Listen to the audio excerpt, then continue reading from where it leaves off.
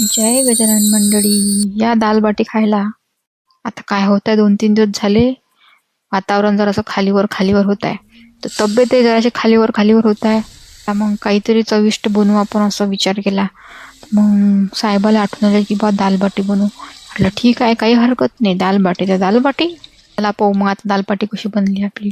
पहिली एका कुकरमध्ये 1 वाटी तुरीची डाळ, 1 वाटी हरभऱ्याची डाळ, 1 वाटी उडदाची डाळ आणि 1 वाटी मुगाची डाळ.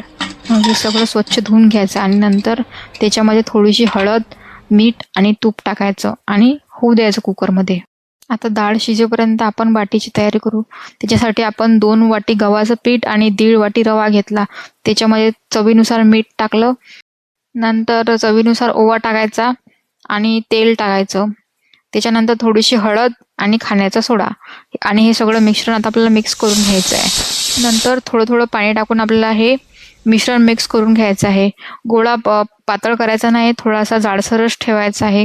म्हणजे पाण्याचं प्रमाण थोडं कमी घ्यायचं आहे, म्हणजे कडक कडक गोळा आपल्याला बनवून घ्यायचा आहे.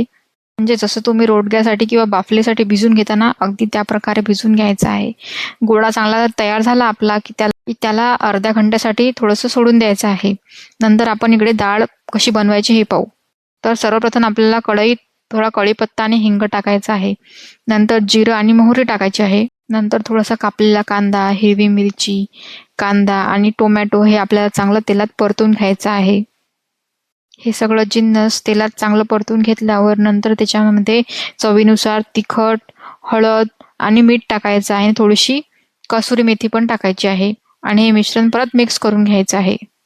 नंतर आता आपली शिजलेली डाळ पहा किती छान दिसत आहे आणि ही डाळ त्या मिश्रणात पूर्ण टाकायची आणि पूर्ण मिक्स करून घ्यायचं आहे. बस 2-3 गटक्यात आपली डाळ रेडी होईल आणि थोडंसं वरून गूळ पावडर आणि कोथिंबीर टाकायची आहे, म्हणजे त्याला चव चांगली येईल. चला, आपली बाटीसोबतची डाळ तर रेडी आहे. आता आपण बाटी बनवू. आता हे आपण अर्ध्या घंट्यासाठी मिश्रण थोडं रेस्टवर ठेवलं होतं. आता याचा एक गोळा घ्यायचा आहे छोटासा, जो आप्पे पात्रात बसेल एवढा, आणि पूर्ण हात मऊसर गोळा तयार करायचा आहे. नंतर वरून याला असं चाकूने किंवा चम्मचने तुम्ही काप करू शकता. आता बाटी बनवायसाठी मी इथे यूज केला आहे आप्पे पात्राचा. आता आप्पे पात्रामध्ये चांगलं तूप टाकलं. तुम्ही तेलाचा पण वापर करू शकता. आणि हे सगळे बाटी याच्यावर ठेवून द्यायचे आहे आणि एक साईड होऊ द्यायची आहे. नंतर थोड्या वेळाने दुसऱ्या साईडने पलटून घ्यायचे. बघा किती मस्त क्रिस्पी क्रिस्पी आपली बाटी तयार आहे. बाटी बनवताना हे लक्षात ठेवायचं की गॅसची जी फ्लेम आहे ते थोडंसं मंद राहू द्यायची आहे. एकदम फास्ट स्पीड केली तर ते जळू शकतात. तर काय, रेडी आहे आपले मस्तपैकी बाटी. एका वाटीत तूप घ्यायचं, तुपात एक एक बाटी बुडवायची आणि प्लेटमध्ये घ्यायची आणि गरमागरमच खायची बरं. एकदम चविष्ट आणि थोडा टाईम लागते, पण एकदम बेस्ट रेसिपी आहे. नक्की ट्राय करून पहा. आता रेसिपी राजस्थानी आहे, पण आपल्याला खायला काय हरकत आहे. खाऊन पाहिजे नवीन नवीन डिश. आता इथपर्यंत पूर्ण रेसिपी पाहिलीच आहे, तर एक लाईक करून टाका. आवडल्यास कमेंटही करा. जास्तच आवडले असेल तर शेअरही करा. धन्यवाद.